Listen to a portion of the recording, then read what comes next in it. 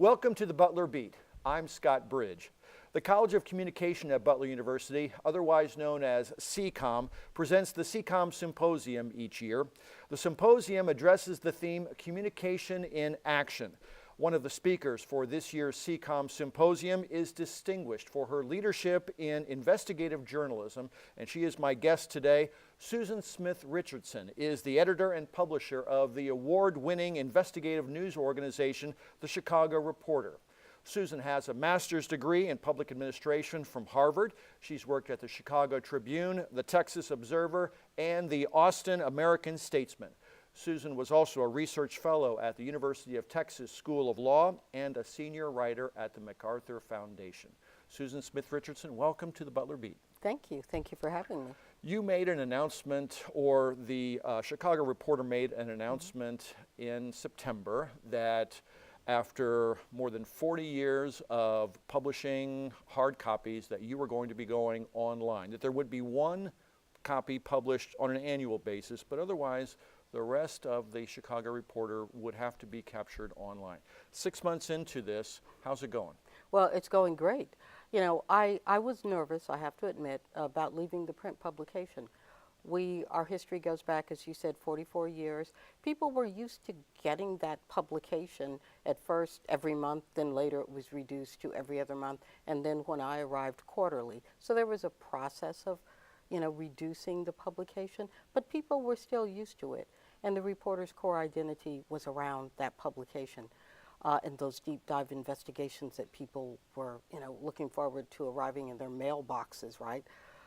So I was a little bit worried about the response, but I was not too surprised when most people embraced this. They kind of saw it as inevitable as the organization tried to be more at the center of the big conversations going on in our city and the nation.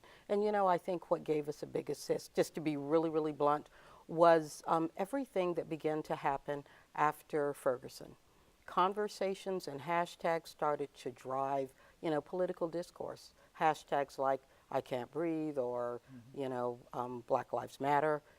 All of these kind of trending social media phenomena really influenced people's perception of where the conversation was. Suddenly, people were getting it. A lot of this conversation is online. So there we were, looking at finding a way to be more engaged in that, and all these political conversations were happening. So it made, I hate to say, I think events made our transition a little bit smoother. But I will tell you one story, because I always think about my mom and my grandma when when we're producing a print publication. And it was this wonderful older woman who was in her 80s called me after she got the letter saying we were going down to an annual issue, and she said, "Sweetheart, I've been a long-time supporter of the Reporters, and I really love what you do, but I guess I'm not going to be able to see it anymore because I'm not on the internets." And so I thought we had a lovely conversation, and I was like, well, there's some other ways that you could get the information,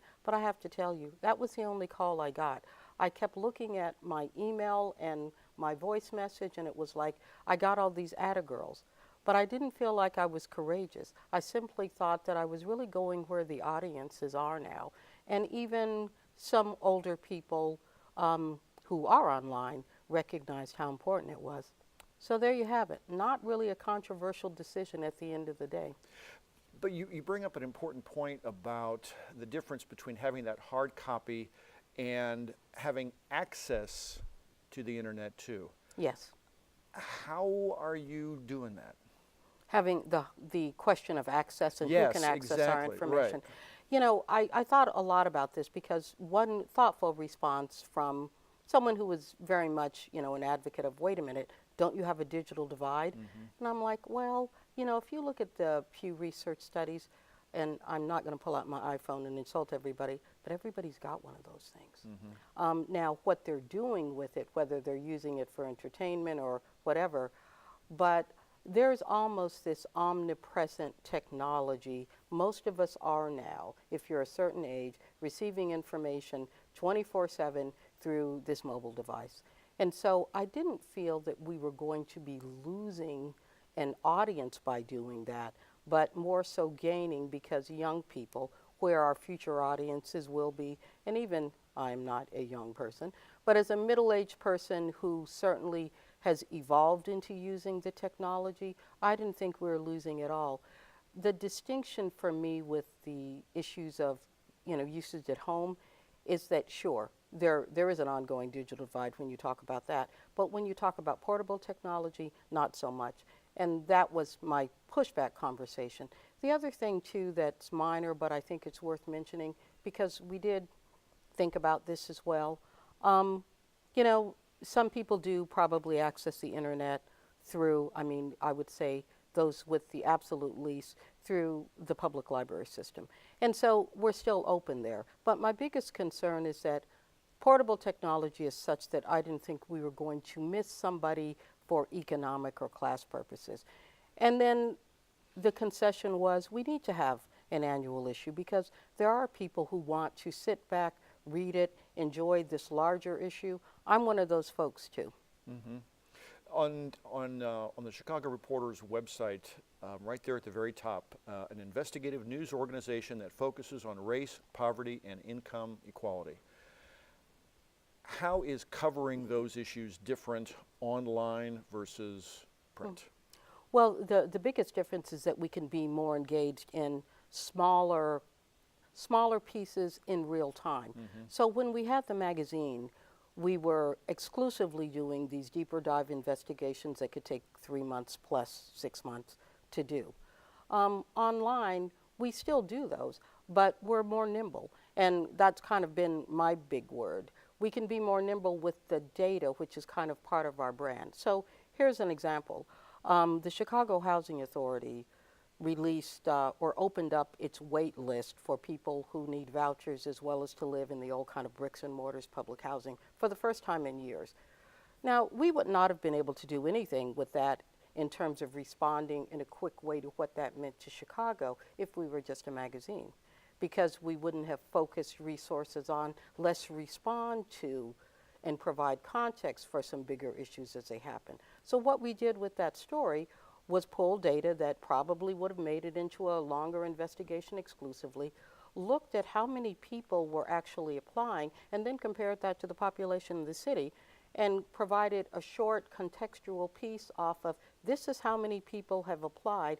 It's this percentage of people in Chicago. Wow, don't we have a huge affordable housing crisis? So we're able to respond to some things that we think need context in real time by focusing more online. So the whole idea of deadlines is very Continuous different. deadline. Yes. I like to tell the staff that we're always publishing. And it's not just the website. You can't say we're not going to have a magazine anymore and just say it's all going online, because digital is more than that. And we're still gearing up for the rest of it. We're not near where I want us to be yet.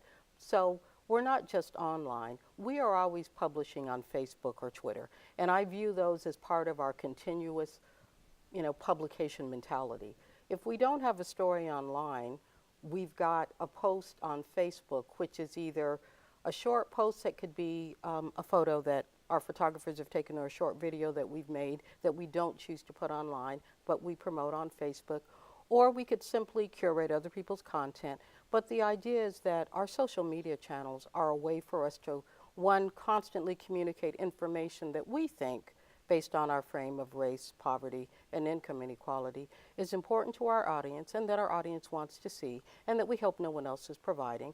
So it's a way to keep them informed of all sorts of information from different places, not just us, as well as to distribute our own stories and content. So we're always publishing and hopefully providing people with valuable information. So we couldn't just say, hey, we're getting rid of the magazine. We also had to say, do we have a social media editor now? So before we could get rid of the magazine and scale down to an annual, I hired a social media editor, our first ever, so we were constantly engaging and providing information in a different way. That's a big part of it. Our next step, frankly, to really amp up a truly digital presence, we need to develop a strong multimedia team so we can produce, regularly produce videos and find other ways to storytell. So that's kind of the next phase of I just call it our digital evolution, right? Well, I noticed when you talked about your staff, of course, you have a digital editor, a reporter, database reporter, but then you also have a presentation editor. Right. And then, of course, the managing editor, Right. too. And we have new positions now. They're just not on the website yet. Well, yeah, you mentioned the social media editor. So the look and feel of the newsroom is so much different now than it was just 2 years ago. Oh, absolutely, absolutely. I think the thing that you have to realize, and for me, I'm an old newspaper person, and I wasn't one of the old newspaper folks who really made the transition I hadn't fully made the transition to the online newsroom when I stepped out of journalism temporarily. So now I'm kind of coming back in with a vengeance and really deepening my understanding of this critical point that's different. For us as a smaller nonprofit, engagement and distribution are critical. How do we engage our audience? Because it's not like we're a commercial entity where, okay, I buy this and I'm not, I buy my bagel, I buy my newspaper. We're a little bit more than that. People historically have had a relationship with us because they agree with our core mission. They want to see coverage of race. So it's more than a commercial proposition, it's a relationship. And even commercial entities are dealing with brands, right? The Tribune wants to have a relationship with its readers too, so let me not confuse the point. But people want a relationship with us, so it does mean the engagement piece and having a visual presentation editor to think about how we're communicating and engaging, having a social media editor to think about it is important because that's our back and forth with our audience, which is constant. But the second piece of it too is just this question of building the community around us. So when you think about news, you're certainly providing this core information, but it's got to reach somebody, it's got to get out there. So you have to have people to help get it out there and help keep the relationship with the audience. I was struck by a comment that your interim predecessor, Laura Washington from the Chicago Sun-Times, a columnist there, she was the interim editor and publisher before you. And she was talking about what they were, the qualities that they were looking for in the new editor and publisher, and the things that she liked about you, as in addition to your outstanding investigative journalism chops, they were also looking for a fundraiser. Oh, yes. Which is so totally different from what journalists have had to do in the past. Would you go into that a little bit, please? Oh, yes, because I wondered if I, needed to have, my head wasn't screwed on properly to take on a job that was two very, very different things. Yes. Left brain, right brain, and just pure insanity when you think about it, right? Because to have to come up with an editorial strategy and then to have to go get the money, which means developing a base of individual donors as well as grants, like places from MacArthur, Knight, etc., is daunting and at first seems totally disconnected. So I want to say something that's very contradictory. They are competing needs at times, but one thing I've come to appreciate in this job is having a vision for what you want the organization to be is really key to fundraising. And for me, I came in with a clear conscience and a clear idea that the editorial direction needed to be tweaked, needed to change, needed to grow, however you want to say it. And once I realized that was really my fundraising proposition. We want to make this. It's been this. And when I understood what I wanted it to become, I really had, what I'll just call my talking points for fundraising, because I was able to go to funders and say, here's my vision, here's what we've been, how am I going to build on that? I need your support to get here. And, the relationship between editorial and revenue, for us anyway, and I think for nonprofit models, I don't necessarily think that it's so crazy anymore to see both of those to some extent in the same person, because when you think about it, people are reading you because of the value you bring. Whether it's, the lovely lady who called me who doesn't know the internets, or the young person who now follows us because they're like, wow, did you see how they covered this news release with Bree Newsome? They're all looking for value. And you know, value, to me, let's get honest, if you value something, you pay for it. And so to be able to articulate an editorial strategy and then translate that into a revenue strategy through fundraising and through even earned income, there is actually this line where I see the both of them coming together.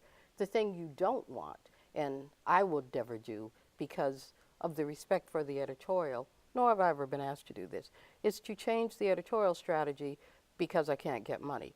The editorial strategy that I come up with in conjunction with my staff is the editorial strategy. You can buy into it or not, but we don't change that. But being clear and having a clear vision is, to me, has been part of our success with fundraising, which I want to just say very quickly. I'm really, really grateful then that in my 2.5 years here, we have gotten a $500,000 grant from MacArthur. We are up for some more significant grants. We also received a huge grant from the Open Society Foundation to work on a really focused police database project. So really sticking to your guns and having a clear vision for us is translated into some significant financial contributions. Do you get asked to speak about this in other places of the country that are trying to figure out how do I go from print to online? Well, it I'm sounds like talking. you haven't figured out. Well, you know, I never want to say that because there's always someone who's doing some really great work. I'm always calling someone and bugging the daylights out of them. So I call a lot of places and bug them. How did you do that? And I guess, sure, we've managed to do a few things that maybe some other people haven't. But I have to be honest, I spend most of my time calling other organizations, asking them for advice. And it creates a nice little community of, as I call it, mentors. And I've been fortunate to have mentors. So I will not take credit for what we've got figured out. I think some things have just been a question of really putting in the time and thought, finding the right folks to talk to, and developing, as I'll call it, a wonderful kitchen cabinet that comes from all walks of life to really help me navigate it. So I've not really been alone. Thank you very much for being Oh, here. thank you. Thanks for coming to Butler and speaking at the Oh, symposium. well, I'm excited. Thank you for inviting me. You're welcome. My name is Scott Bridge, and today we have been talking with Susan Smith Richardson, who is the editor and publisher of the Chicago Reporter. You're watching the Butler Beat.